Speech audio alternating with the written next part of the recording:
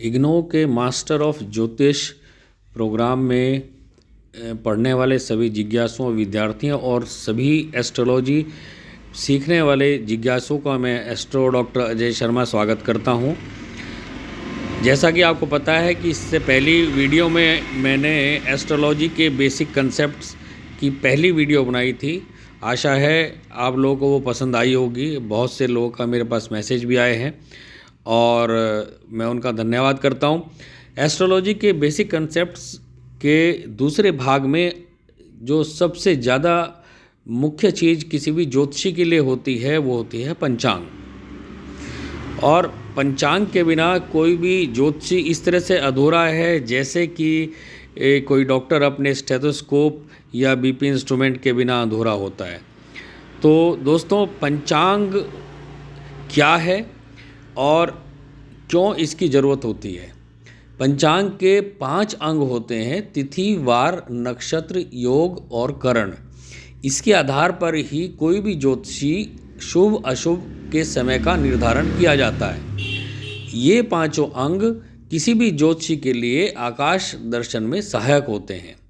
तो पंचांग के माध्यम से हम ग्रहों की गति, स्थिति और बाकी बहुत सारी चीज़ों का हम ज्ञान कर सकते हैं। इसके अलावा पंचांग में आजकल के आधुनिक पंचांगों में सिद्धांत, होरा, संगीता, स्कंदों का भी ज्ञान रहता है और कई बार जो है इसमें अपनी कोई विशेष लेख भी रहते हैं जो कि ज्योतिषियों के लिए लाभदायक होते हैं। अब पंचांग के जो 5 अंग हैं वो कौन कौन से हैं जिनकी सहायता से कोई भी ज्योतिषी जो है अपना फलादेश या जो भी कुंडली निर्माण है उसमें सहायक हो सकता है। तो पंचांग का जो पहला अंग होता है वो होता है तिथि। तिथि क्या होती है? सूर्य और चंद्रमा के 12 डिग्री के अंशात्मक गत्यांतर को तिथि बोलते हैं। तिथि 15-15-2 होती हैं। शुक्ल पक्ष और कृष्ण पक्ष एक चांद्रमास में शुक्ल पक्ष और कृष्ण पक्ष में 15-15 तिथियां होती हैं और शुक्ल पक्ष में प्रतिपदा से पूर्णिमा तक 15 तिथियां होती हैं और कृष्ण पक्ष में प्रतिपदा से अमावस्या तक 15, इस तरह से 30 तिथियां होती हैं। अब पंचांग का जो दूसरा अंग है वो होता है वार। वार जैसा कि सभी लोग जानते हैं, सोमवार से लेके रविवार तक जो वार हैं वो इसके अंदर आते हैं। अब नक्षत्र क्या है? नक्षरतीति नक्षत्रम, जो चलता नहीं है, स्थिर है, उसका नाम नक्षत्र है।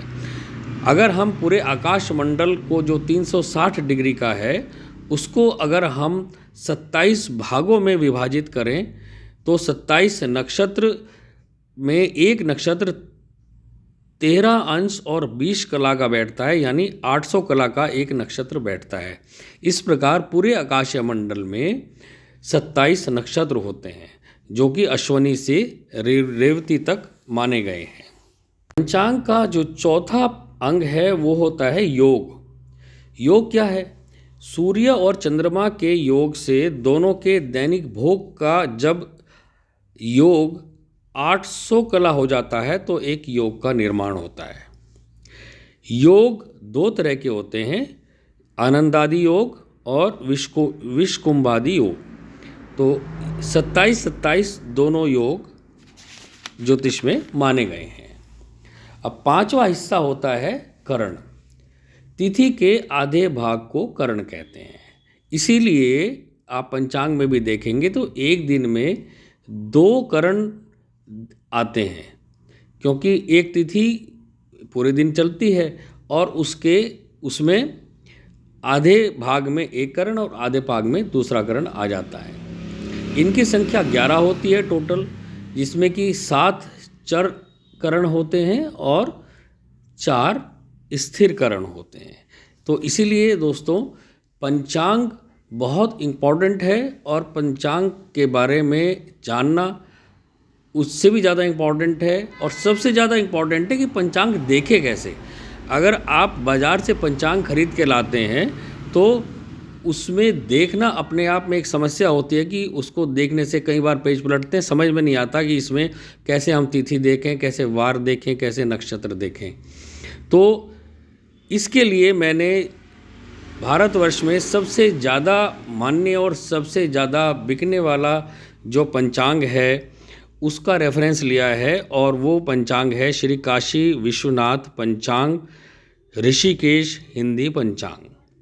तो शिव मूर्ति ऋषिकेश हिंदी पंचांग बहुत ऑथेंटिक है, जो कि काशी से निकलता है। और इसको कैसे देखा जाए, इसके लिए आज हम आपसे डिस्कस करने वाले हैं। आप सभी लोगों को मेरी ये सलाह है कि कृपया कोई भी पंचांग ले लें, और अगर आपको मिल सके तो कृपया ये वाला पंचांग खरीद लें, क्योंकि इस पंचांग से मैं आपको समझा रहा हूँ।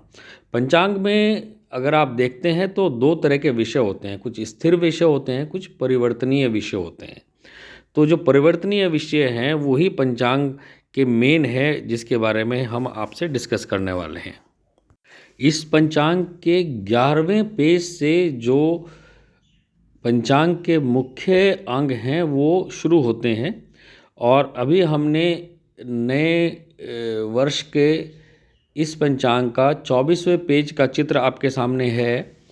अगर आप इसमें देखें तो सबसे ऊपर की तरफ बाईं ओर श्री संवत 2081 शक 1946 दक्षिणायन दक्षिण गोल शरद ऋतु, उसके बाद एक टेबल है, और सीधे हाथ की तरफ ऊपर देखेंगे कार्तिक कृष्ण पक्ष, और इसके आगे आप देख सकते हैं कि राष्ट्रीय तिथि 26 अश्विन से 10 कार्तिक तक शक 1946, और अंग्रेजी दिनांक 18 अक्टूबर से 1 नवंबर तक सन 2024 ईस्वी। तो इस तरह से इस पेज के ऊपर सबसे ऊपर लिखा है। उसके बाद जो है पंचांग के मेन विषय हैं।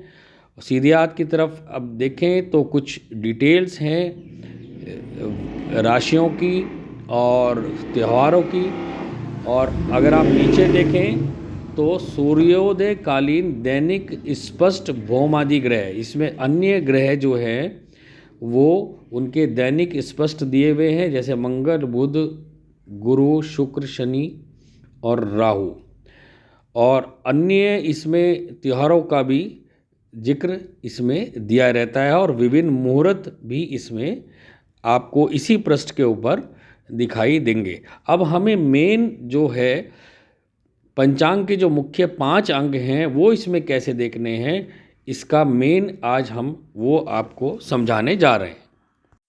इसके लिए ऋषिकेश पंचांग का 2081 श्री संवत और सन 2024 ईस्वी का जो पंचांग है वो हमने लिया है, और इसके पेज नंबर 15 को हम खोलकर आपको समझाने का प्रयास कर रहे हैं।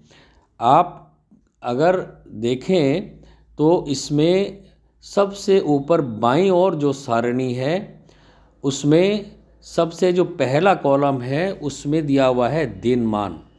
तो दिनमान घटी पलों में दिया रहता है, और उसके बाद जो दूसरा कॉलम है वो है तिथि। तिथि 1 से 15 तक की संख्या तिथि की इसमें दी हुई है। अगले कॉलम में वार, जो कि पहली जो प्रतिपदा है उसमें शुक्रवार, फिर शनि, फिर रवि, चंद्र, मंगल, बुध, गुरु, शुक्र, शनि, रवि, चंद्र, मंगल, बुध, गुरु, शुक्र, शनि, ऐसे 15वीं तिथि तक आपको इसमें दिया रहता है। इसका जो नेक्स्ट कॉलम है उसमें दिया रहता है जो भी तिथि है उसका समाप्ति काल, घटी पल में दिया रहता है। उसके बाद के जो कॉलम हैं आप देखेंगे कि तिथि का समाप्ति काल में घंटा और मिनट में दिया रहता है, और जो घंटा मिनट का जो कॉलम है उससे पहले चिन्ह दिए रहते हैं, रा से रात्रि, दी से दिन, इस तरह से इसमें दिए रहते हैं। जैसे अगर आप देखेंगे तो पहली तिथि को घटी और पल शुक्रवार है, 28 घटी 27 पल, और इसको अगर आप समय में देखेंगे तो 4:37 सायंकाल, ठीक है। उसके बाद जो नेक्स्ट आता है पंचांग का अंग, वो आता है नक्षत्र। विभिन्न नक्षत्रों के नाम दिए हुए हैं इस कॉलम के अंदर, और इससे जो अगली कॉलम है उसके अंदर दिए हुए होते हैं नक्षत्र का समाप्ति काल, जो कि घटी और पल में दिया रहता है। जैसे मृगशिरा नक्षत्र 27 घटी 29 पल तक रहेगा, ठीक है। उसके बाद नक्षत्र का समाप्ति काल घंटा मिनट में दिया हुआ है, और घंटा मिनट होंगे इसके 8 घंटे 14 मिनट रात्रि। जो इससे पहले रा लिखा है उसका मतलब है रात्रि काल, ठीक है। इसके बाद योग आता है। डिफरेंट जो योग हैं वो सामने सारणी में दिए हुए हैं। कुल योगों की संख्या 27 होती है, जैसे मैंने आपको पहले बताया। इससे अगले कॉलम में योग का समाप्ति काल घटी पल में दिया हुआ है। जैसे शूल योग है 29 घटी 23 पल, और योग का समाप्ति काल उसके आगे वाला जो कॉलम है उसमें घंटा मिनट में दिया हुआ है। जैसे रात्रि 8:59, ठीक है। इस तरह से योग दिया रहता है। और उसके बाद है करण। करण एक दिन में 2 करण होते हैं। जैसे मैंने आपसे बताया था कि एक तिथि के अंदर 2 करण आते हैं, तो इसमें दोनों करण दिए हुए हैं। पहले करण का नाम दिया हुआ है, उसके बाद करण का समाप्ति काल घटी पलों में, और फिर दूसरी कॉलम फिर है जो अगला जो करण आता है उस दिन में उसका नाम दिया है, और करण का समाप्ति काल घटी पलों में दिया है। इसके बाद फिर योग का नाम आता है, और एक और जो कॉलम है वो है तारीख का, जिसमें अंग, फ, सो, ने, रा लिखा हुआ है। ये जो तारीखें हैं ये अलग अलग अंग्रेजी, फसली, सौर और नेपाली दिनांक इसमें दी रहती है, और रा से राष्ट्रीय सायन दिनांक लिखा होता है। इसके बाद जो नेक्स्ट कॉलम है उसके अंदर आप देखेंगे कि चंद्रमा का राशि परिवर्तन या प्रवेश काल घटी पलों में। अब जैसे चंद्रमा मिथुन राशि में प्रवेश करेगा 7 घटी 41 पल में। इसके बाद जो दूसरा कॉलम है वो है सूर्योदय सूर्यास्त, जो कि घंटा मिनट में दिया हुआ है। और इसके बाद दिया हुआ होता है औदयिक सूर्य, स्पष्ट सूर्य। ये क्या होता है? सूर्योदय काल में स्पष्ट सूर्य घटी पल और विपल में दिया रहता है, जिसका स्थान काशी है। और सबसे पहले जो 1 है और 2 का जो कॉलम है जिसमें जो कि राशि संख्या है, सूर्य किस राशि में है। उसके बाद सूर्य क्रांति। सूर्य क्रांति 2 प्रकार की होती है, उत्तरा क्रांति और दक्षिण। उत्तरा को हम प्लस से संकेत करते हैं और दक्षिणा को माइनस से संकेत करते हैं। इसके बाद जो नेक्स्ट कॉलम है वो है भारतीय रेल घड़ी स्टैंडर्ड टाइम, जो कि प्लस और माइनस में लिखा जाता है। और आखिरी जो कॉलम है वो है चंद्रास्त। तो दोस्तों पंचांग के अंदर और भी बहुत से इस पेज के अंदर चीज़ हैं, जैसे सूर्योदय कालीन दैनिक स्पष्ट ग्रह, जिसमें कि मंगल, बुध, गुरु, शुक्र और शनि और राहु का दैनिक स्पष्ट दिया रहता है।